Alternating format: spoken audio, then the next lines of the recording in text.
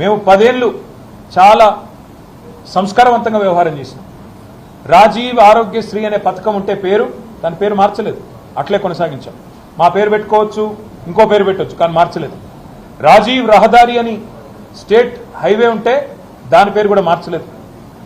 Rajiv Gandhi university అని IIIT బాసరకు పేరుంటే knowledge university అని దాన్ని కూడా మార్చలేదు, కొనసాగించినాం.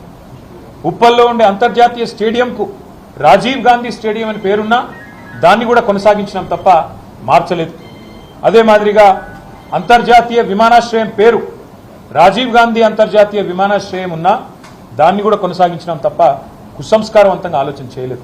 కానీ ఇవాళ బాధతోనైనా చెప్పక తప్పడం లేదు.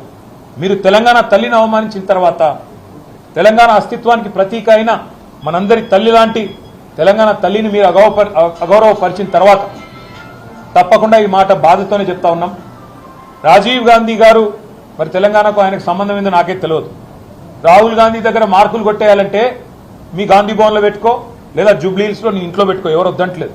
కానీ ఇవాళ తెలంగాణ సెక్రటేరియట్ ముందు రాజీవ్ గాంధీ విగ్రహాన్ని పెట్టి ఏ కాంగ్రెస్ పార్టీ అయితే వందలాది మంది పిల్లల ప్రాణాలు తీసిందో ఆ కాంగ్రెస్ పార్టీ మళ్ళొక్కసారి క్రూర పరిహాసం ఆడే విధంగా తెలంగాణతో, తెలంగాణ అస్తిత్వాన్ని, తెలంగాణ ఆత్మగౌరవాన్ని దెబ్బతీసే విధంగా వ్యవహారం చేస్తూ ఉన్నారు. మేము తప్పకుండా మాటిస్తా ఉన్నా మా తెలంగాణలోని అన్నదమ్ములకి, ఆడబిడ్డలకి, మన పోరాటమే అస్తిత్వ పోరాటం, ఆత్మగౌరవ పోరాటం.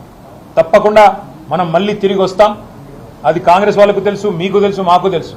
4 ఏళ్లలో మళ్ళీ కేసీఆర్ గారి నాయకత్వంలో తిరిగి తెలంగాణలో ప్రభుత్వం కూడా మనది ఏర్పడుతుంది.